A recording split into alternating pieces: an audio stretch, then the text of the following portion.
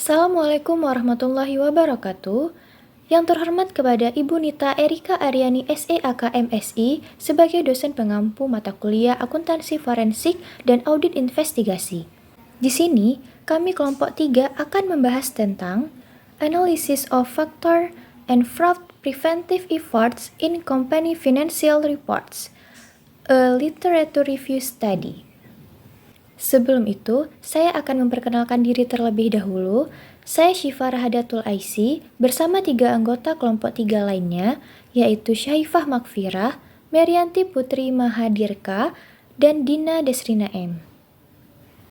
Baiklah, kita akan masuk pada pembahasan yang pertama, yaitu mengenai fenomena yang menjadi motivasi penelitian ini.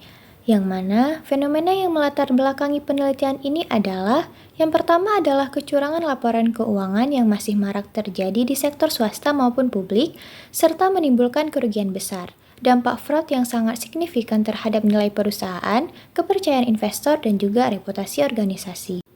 Selanjutnya, di satu sisi, teknologi mempermudah proses akuntansi dan juga pelaporan.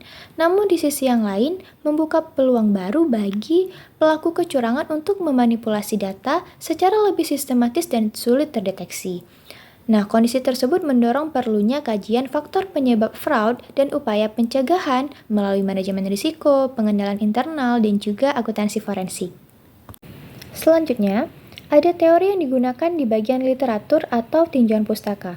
Nah, yang pertama itu ada fraud triangle theory. Nah, ini adalah kecurangan yang terjadi karena adanya tekanan, peluang akibat lemahnya pengendalian internal, serta rasionalisasi pelaku dalam membenarkan tindakannya. Yang kedua, ada fraud diamond theory. Nah, penelitian ini juga mengacu pada fraud diamond theory yang menambahkan faktor kapasitas, yaitu kemampuan dan posisi pelaku dalam organisasi yang memungkinkan untuk melakukan tindak kecurangan. Yang ketiga adalah fraud hexagon theory, yaitu penyebab kecurangan dengan memasukkan unsur keserakahan dan juga paparan. Nah, yang terakhir ada teori manajemen risiko dan pengendalian internal, yang mana pentingnya identifikasi dan pengelolaan risiko untuk mencegah suatu kecurangan. Konsep akuntansi forensik dan forensik digital juga menjadi landasan penting dalam mendeteksi dan mencegah kecurangan di era digital ini. Selanjutnya ada metode penelitian peneliti. Yang pertama adalah reduksi data, yaitu data yang diperoleh diambil berdasarkan data yang berkaitan dengan memfokuskan pada topik penelitian dan mengurangi data yang kurang relevan dengan topik penelitian yang sedang diteliti. Yang kedua adalah penyajian data. Penyajian data ini setelah reduksi data, yang mana data yang diperoleh kemudian dapat berupa dijelaskan dalam bentuk uraian atau hubungan yang terkait dengan kategori atau jenis lainnya dengan tujuan untuk mempermudah identifikasi interpretasi data. Yang ketiga ada penarikan kesimpulan untuk menjawab permasalahan penelitian. Nah, dalam menjawab permasalahan penelitian, hal ini dilakukan dengan menarik kesimpulan yang merupakan temuan yang diperoleh dari hasil identifikasi data. Selanjutnya saya akan memaparkan hasil dan juga pembahasan dari penelitian ini. Nah, berdasarkan tinjauan pustaka terhadap 31 artikel ilmiah, penelitian mengenai kecurangan laporan keuangan lebih banyak menggunakan metode kualitatif, yaitu sebesar 64,5% dibandingkan dengan kuantitatif yang sebesar 35,5%, karena mampu menjelaskan faktor dan pola kecurangan secara lebih mendalam. Dengan bentuk kecurangan utama meliputi penggelapan aset, pemalsuan laporan keuangan, dan juga korupsi yang dominan terjadi di sektor swasta.